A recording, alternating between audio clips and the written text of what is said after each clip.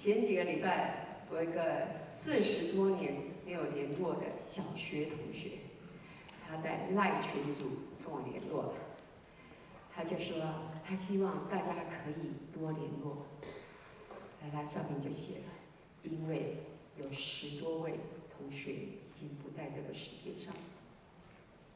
当我看到短短那几个字的时候，我坐在那边发呆了好久，就想说，我们是错过了什么啊？40多年没联络，可是已经有好多同学已经离开这个世界了。我们在面对着世间的死别的时候，我们亲人离开，或者我们最好的朋友离开的时候，面对这些无常，我们内心总是会有很大的一个怅然。或许我们会希望时光能够倒回，是不是他可以再回来，我可以好好再做好好的面对呢？生命就这样子过了。所以呢，我们就会常常在想，我们活着要干什么？其实那个答案就是爱。